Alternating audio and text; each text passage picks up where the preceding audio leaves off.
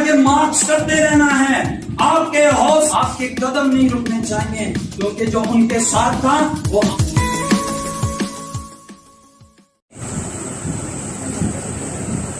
खरूज की किताब पुराने अहदनामे में से बाब नंबर है 14 और आयत नंबर है 15।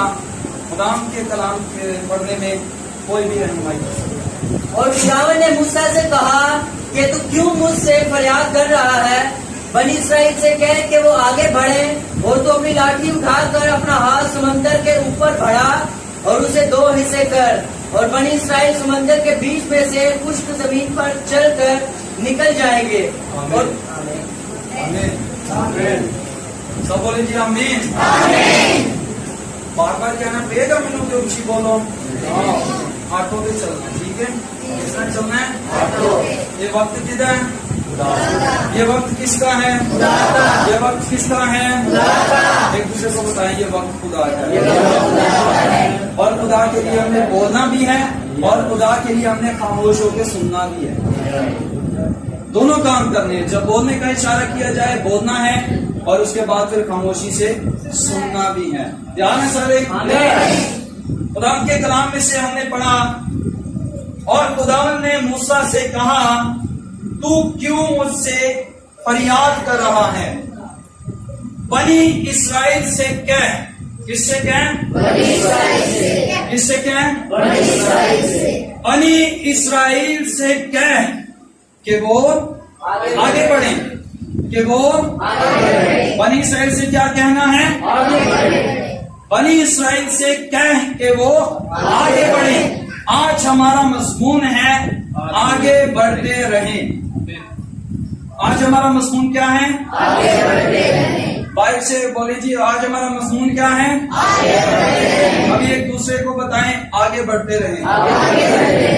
खुदा हमसे कलाम करता है। खुदा ने बनी इसराइल से कलाम किया है। खुदा ने अपने बंदा मूसा से कलाम किया है, जब वो पहले कुलसम के किनारे पर खड़े हैं। कहाँ खड़े हैं? पहले कुलसम के किनारे पर खड़े हैं, और अभी अभी एक मुसीबत में से निकल कर आए। अभी अभी वो गुलामी में से निकल कर आए हैं। अभी वो खुदा जिसने उन्हें 4 सदियों से भी ज्यादा अरसा गुलामी में रहने के बाद गुलामी से, असीरी से आजाद किया है, वो खुदा मूसा से कह रहा है, तू मुझसे क्यों फरियाद कर रहा है? खुदा ने क्या कहा मूसा से? तू मुझसे क्यों फरियाद कर रहा है? बनी इसराइल से कह, बनी इसराइल से कि वो आगे बढ़े। बनी इसराइल से क्या है? कि वो आगे बढ़े। आज हम इस बात पर गौर करेंगे कि हमने आगे बढ़ते रहना है। खुदा का कलाम हमें कहता है कि वो आगे बढ़े। खुदा आपसे कहता है आप आगे बढ़ें। जिंदगी में बहुत सी मुश्किलें, बहुत सी परेशानियां, बहुत सी रुकावटें, बहुत से रेड सिग्नल आते हैं, और 5 औकात हम वहीं पे रुक जाते हैं, और हम गोया यूं कहते हैं कि शायद यही मेरी मंजिल है और इससे आगे मेरे लिए कोई रास्ता नहीं है।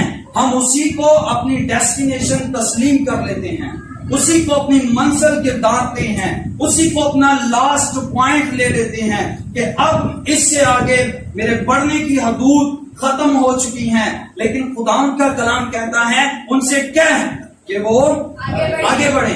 उनसे कह के वो आगे बढ़े। बनी इसराइल को हम बड़ी गहराई में जानते हैं।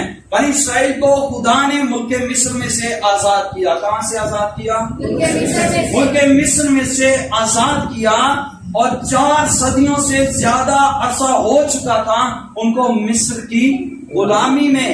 और जब खुदा ने मूसा को उनके दरमियान भेजा, तो खुदा ने उसके वसीले बड़े बड़े काम किए, बड़े अजीब काम किए, और मिस्र पर 10 आफतें नाज़िल की। कितनी आफतें?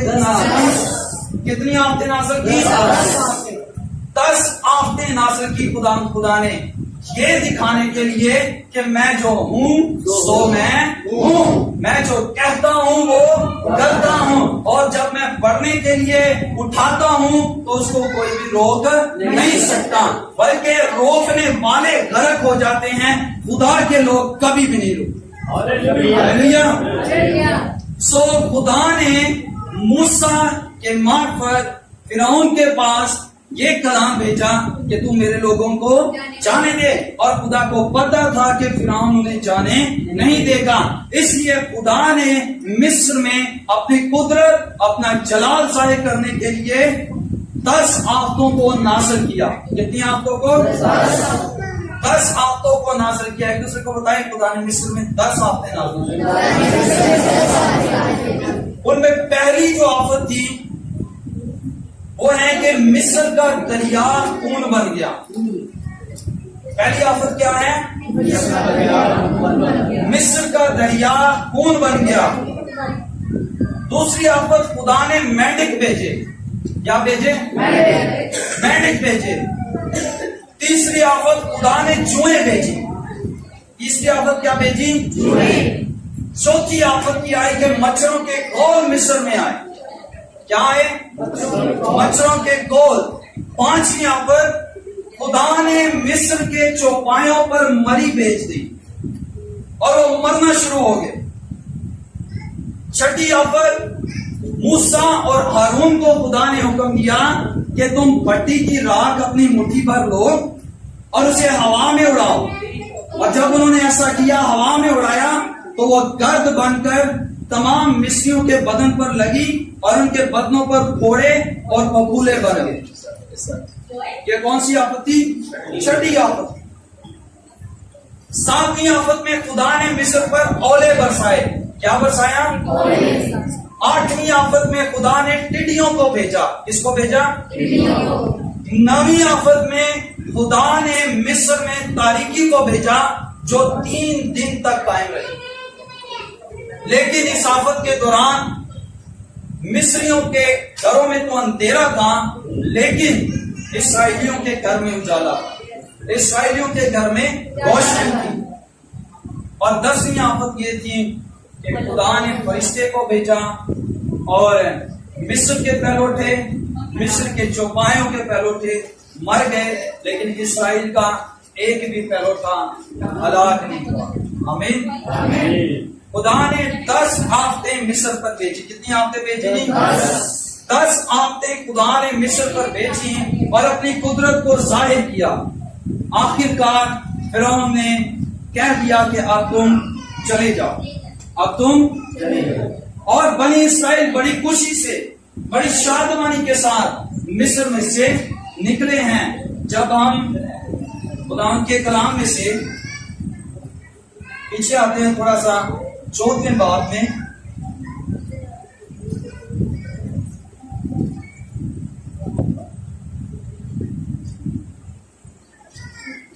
तो यहां पर खुदा के कलाम में लिखा है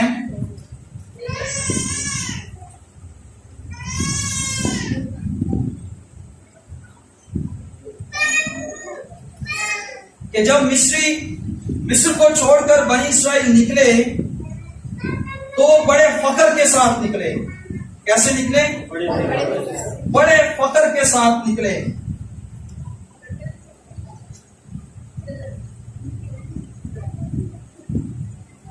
खुदा के कलाम में से मैं पढ़ने लगा हूं 5वीं आयत में से, खुदा के कलाम में से मैं पढ़ने लगा हूं खरूज 14वां बाब उसकी 5वीं आयत। बहुत सुनिएगा।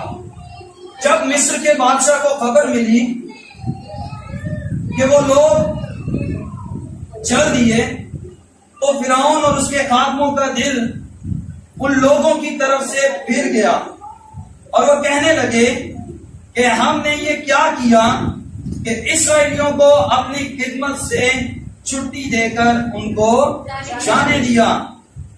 तब उसने अपना रथ तैयार करवाया और कौम के लोगों को साथ लिया और उसने 600 कितने 600 चुने हुए रथ मिस्र के सब रथ लिए और उन सबों में सरदारों को बिठाया। किसको बिठाया? और खुदावन ने मिस्र के बादशाह फिरौन के दिल को सख्त कर दिया और उसने बनी इसराइल का पीछा किया, क्योंकि बनी इसराइल बड़े फख्र से निकले थे। बनी इसराइल कैसे निकले थे? बड़े फख्र से निकले थे। और जब वो बनी इसराइल मिस्र में से निकले तो फौरन फिरौन और उसके लोगों ने इस बात पर डिस्कशन की कि ये हमने क्या कर दिया है। 4 सदियों से भी ज्यादा अरसे से ये लोग हमारे गुलाम हैं और हमारी खिदमत कर रहे हैं और आज हमने इन्हें छुट्टी दे दी है। सो फिरौन ने क्या किया? 600 रख लिए। कितने? एंड बेस्ट ऑफ बेस्ट 600 चुने हुए, सिलेक्टेड, और उनके ऊपर किसको बिठाया? सरदारों को बिठाया। He is doing his best.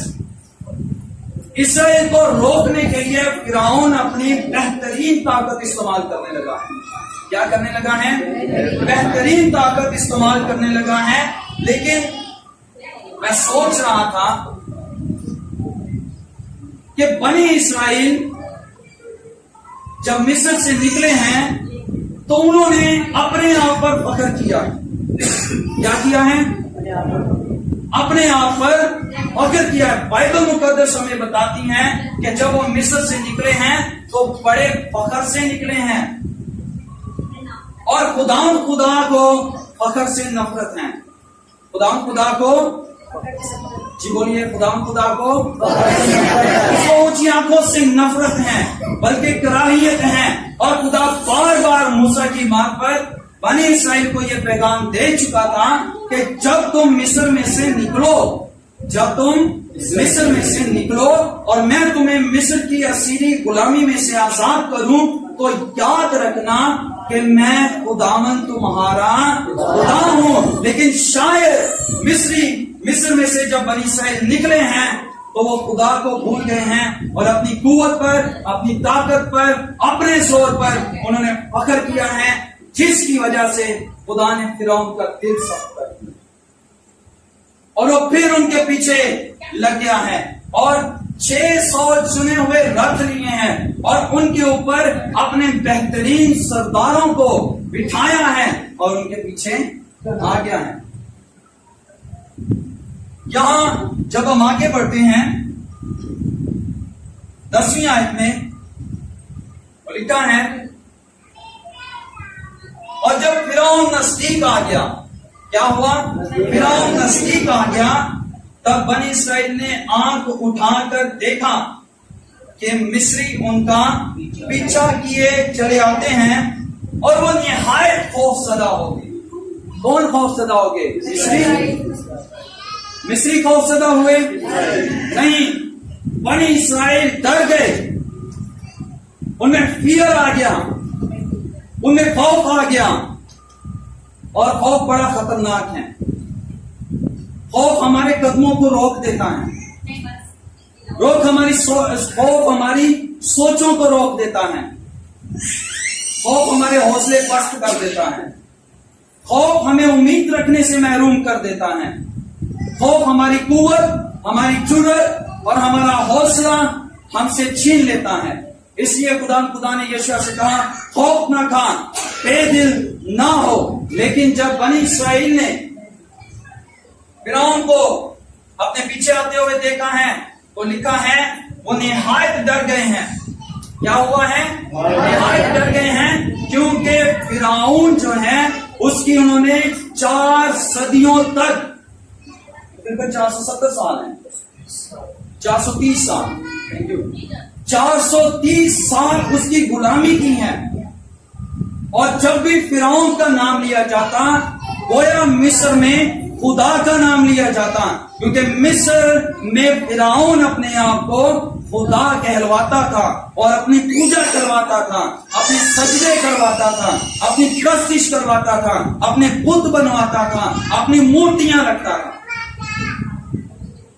और वो खौफ अभी तक इसराइलियों के दिल में है। और जब उन्होंने देखा कि फिरौन अपने खास रथों के साथ, 600 रथों के साथ, और उन पर कोई आम सिपाही नहीं बैठा बल्कि सिपाहियों के सरदार बैठे हुए हैं और वो इनका पीछा कर रहे हैं, तो वो निहायत डर गए। मैं आपको बताना चाहता हूं कि खौफ हमें मफलूज कर देता है, खौफ हमें पैरालाइज कर देता है।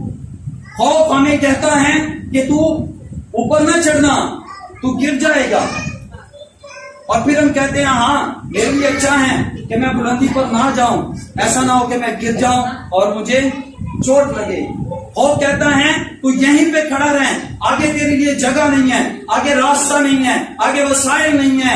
लेकिन ये खौफ हमें पैरालाइज कर देता है, ये हमें मफलूज कर देता है, ये हमें रोक देता है, हमारी सोचों को, हमारे ख्यालों को, हमारे कदमों को, हमारी हिम्मत को, हमारे हौसले को फालज हो जाता है जब हम खौफ में पड़ जाते हैं, जब हम डर जाते हैं। जब हम डर जाते हैं तो एक कहावत भी कही जाती है, जो डर गया वो मर गया। ही इज डेड, जिसके अंदर खौफ है, ही इज डेड, वो मुर्दा है, वो जिंदा नहीं रह सकता। वो सोचों में, ख्यालों में, अपनी रूह में, अपनी जज्बात में, अपने इमोशंस में, अपनी कोशिशों में डेड है, मरा हुआ है। और जब बनी इसराइल बड़ी खुशी के साथ मिस्र से निकल रहे हैं तो फिरौन को देखकर वो डर गए हैं और यहीं पे इनकी सोचें स्टक हो गई, इनकी जुर्रत भी खत्म, इनकी हिम्मत भी खत्म, इनके हौसले बुलंद थे वो भी नीचे आ गए, ये बस हो गए, ये अपने आप को कीड़े मकोड़े समझना शुरू कर दिया इन्होंने। और मूसा के ये जमा हो गए, मूसा से शिकायतें शुरू, मूसा से गिले शिकवे शुरू। और मूसा से कहने लगे क्या हमने तुझे कहा नहीं था कि हमें मिस्र में रहने दे और मिस्रियों की खिदमत करने दे? क्या मिस्र में कब्रिस्तान नहीं है, मिस्र में जगह नहीं है जो तू हमें यहाँ पर हलाक करने के लिए ले आया है? क्या हुआ? वही मिस्री जो खुशी के साथ मिस्रियों को लूट के सोना चांदी जायदाद लेके बड़े नारे लगाते हुए मूसा के पीछे पीछे चलते आ रहे हैं और कुलसुम के करीब पहुंचे हैं, वही इस्राएली जब फिरौन को देखते हैं खौफ की वजह से, वही कहते हैं we can go ahead, we can move forward, हम आगे नहीं बढ़ सकते। वही जो मिस्र से बढ़ते बढ़ते बढ़ते बढ़ते यहां तक पहुंचे हैं, वही कह रहे हैं अब हम आगे नहीं बढ़ सकते, अब हम यहां पर मर जाएंगे, अब हम खत्म हो जाएंगे, we are finished, it's the end point. कहते हैं अब यहां पर तो हमें मारने के लिए ले आया है, यहां पर हमें हलाक करने के लिए लेकर आए हैं। वजह क्या है? खौफ जो उनकी सोचों में समाया हुआ, उसने मफलूज कर दिया उनके कदमों को आगे बढ़ने से। खौफ ने मफलूज कर दिया उनकी सोचों को खुदा पर ईमान रखने से। सोच ने मफलूज कर दिया खौफ ने उनके दिलों को, जिन्होंने फिरौन को देखते ही धड़कना बंद कर दिया और कहने लगे अब हम यहां पर हलाक हो जाएंगे, अब हम यहां पर मिट जाएंगे। क्योंकि देख फिरौन अपने 600 चुने हुए रथों के साथ हमारा पीछा कर रहा है और उसने रथों पर अपने सरदार बिठाए हुए हैं। लेकिन मेरा और आपका खुदा जिंदा खुदा है, हालेलुया। मेरा और आपका खुदा कहता है आगे बढ़ते रहो, हालेलुया। मेरा और आपका खुदा कहता है इन्हें कहो रुकना नहीं, हालेलुया। हमारा खुदा कहता है अपने कदमों को बढ़ाते रहो, मैं तुम्हारे साथ हूँ। और वो सतून जो उन दिन को बादल की तरह उनके ऊपर और रात को आग का वो बनके, आग का सतून बनके उनके आगे चलता था, वही आग का सतून फिरौन और इस्राएल के दरमियान आकर ठहर गया, हालेलुया। और उसने दुश्मन के कदमों को रोक दिया है, हालेलुया।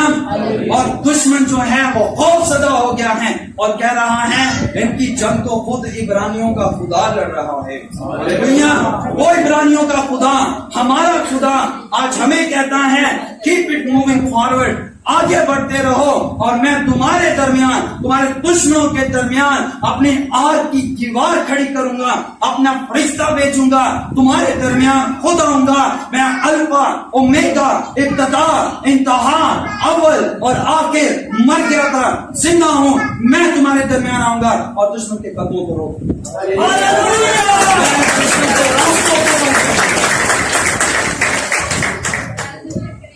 मैं दुश्मन को खौफजदा करूंगा। तुम्हें खौफजदा होने की जरूरत नहीं है। You have to go ahead. आपने आगे बढ़ना है, आपने आगे मार्च करते रहना है।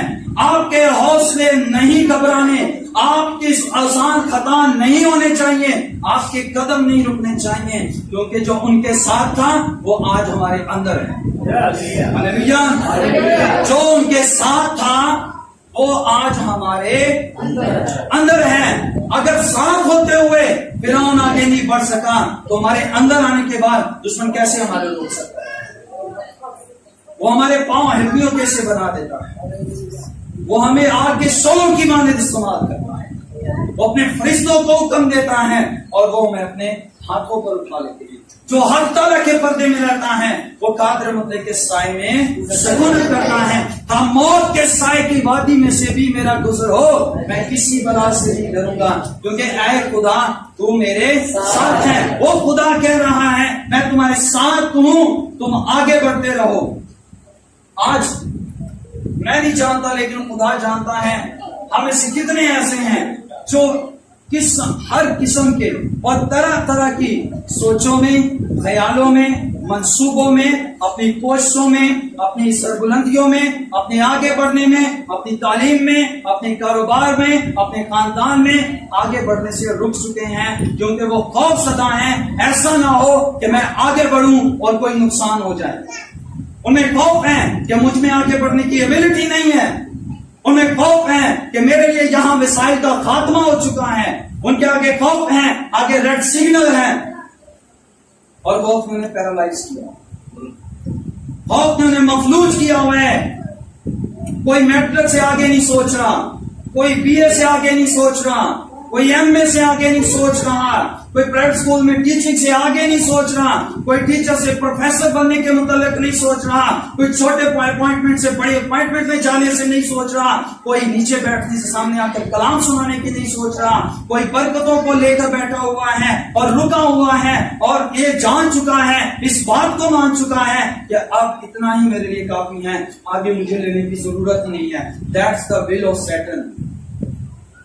ये इब्लीस के ख्याल हैं, ये इब्लीस की सोचें हैं कि आप आगे बढ़ नहीं सकते, आप आगे मूव नहीं कर सकते, आपके लिए आगे कुछ नहीं है। अगर हमारे माँ बाप के लिए कुछ नहीं था तो हमारे लिए भी कुछ नहीं है। हमारे माँ बाप ने जो किया हमारे लिए भी वही कुछ है। हमारे माँ बाप ने जो सीखा वही कुछ हमने सीखना है। जहां हमारे माँ बाप रहे वहां हम रहेंगे। और कई लोगों के रिश्ते हो गए, कई लोगों के रिश्ते नाते टूटे हुए हैं, नाराजगियां हैं, झगड़े हैं, बुग़्ज़ हैं, तदूरते हैं, अदावतें हैं, हसद हैं, नफरतें हैं और तरह तरह की बदगुमानियां हैं, बुरे ख्याल हैं। और ये सब कुछ इस वजह से है क्योंकि इब्लीस नहीं चाहता कि आप आगे बढ़ें।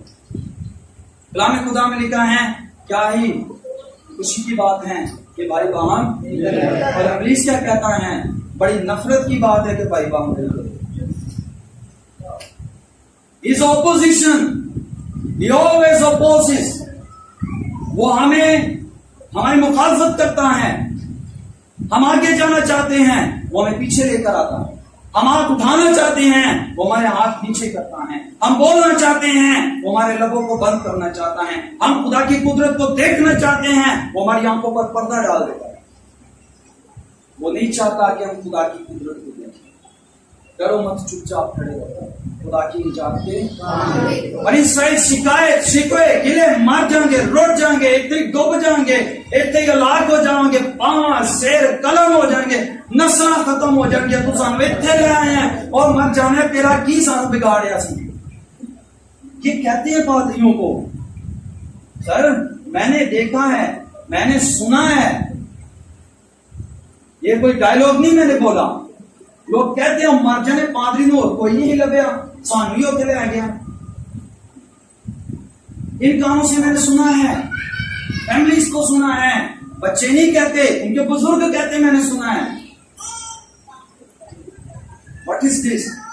इब्लीस, इब्लीस खुदा के भी खिलाफ है और खुदा के लोगों के भी खिलाफ है। और अब उसने फिर से इस्राएल को खौफजदा करके मूसा के खिलाफ कर दिया। और क्या कह रहा है? मर जाओगे, नहीं रहोगे आज 600 रात आगे जे ਤੁਹਾਡੇ को मूसा कला है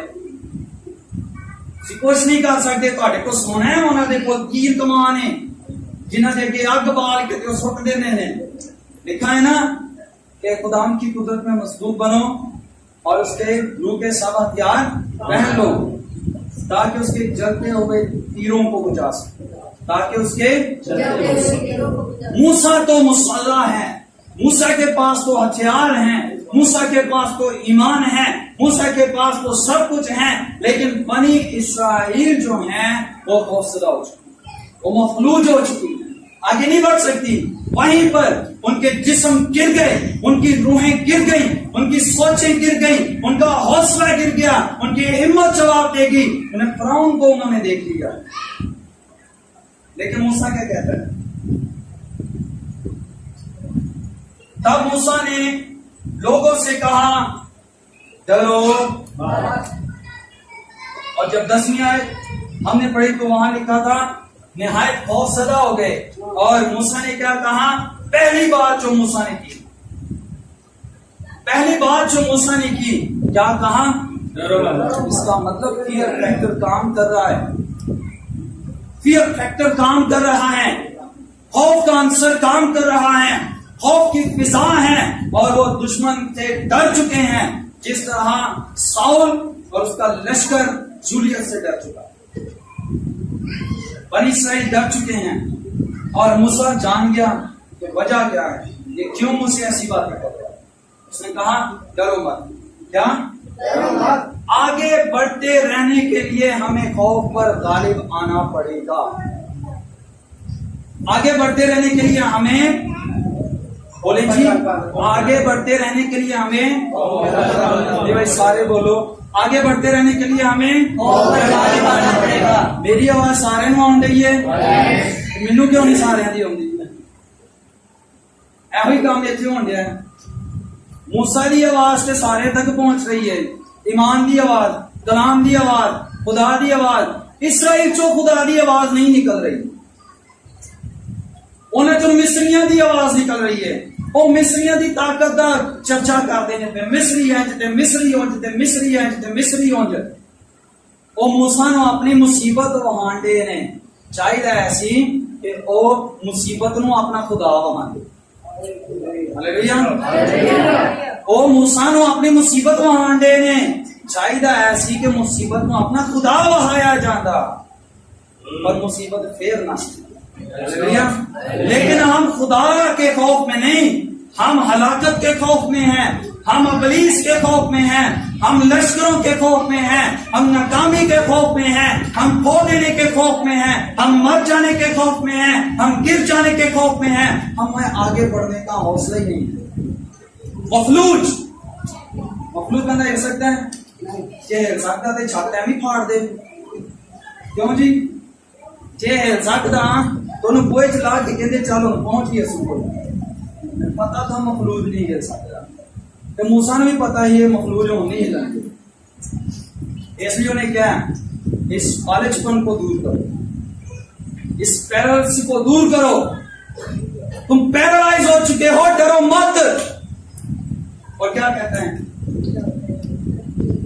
चुपचाप खड़े रहो बस का चुप भी रहना पड़ता है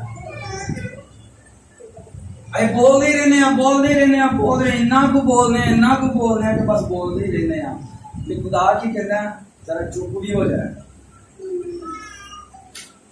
जरा खामोशी भी इख्तियार कर लिया जरा खुदा को भी मौका दो अपनी जिंदगी जरा अपना खुद सोचना बंद करो और खुदा की सोचों पर सोचना शुरू करो जरा अपने जिस्म को छोड़ो जिस्म के शोर में से निकलो दुनिया के शोर में से निकलो जवानी की ख्वाहिशों के शोर में से निकलो बदकारी की ख्वाहिशों के शोर में से निकलो टेक्नोलॉजी के शोर में से निकलो जरा चुप खामोश बी स्टिल खामोशी के साथ अब मेरी सुन रोल अप पाई जाने में हाय ये हो गया वो या चुप चुप बच्चा रोई जाने के लिए चुप ये रोंदे नहीं पिट देने पे खामोश। असल में उसने इसराइलियों को चुप नहीं करवाया, उसने इब्लीस को चुप करवाया, उसने खौफ को चुप करवाया, उसने बुज़दिली को चुप करवाया है, उसने मौत को चुप करवाया है, उसने हार को चुप करवाया है, उसने शिकस्त उतारा है। खामोश, यू आर अ लायर, झूठा है, हमारा खुदा सच है। बाइबल स्टूडेंट्स आगे बढ़ते रहें, आदम आगे बढ़ते रहें, क्वायर लीडर आगे बढ़ता रहे और क्वायर आगे बढ़ती रहे, खानदान आगे बढ़ते रहे, कलीसियाएं आगे बढ़ती रहें। खुदा का यही कलाम हमें सिखाता है, खौफ को खत्म करें और खुदा के कहने के मुताबिक आगे बढ़ते रहें। खुदा आप सबको बचाए।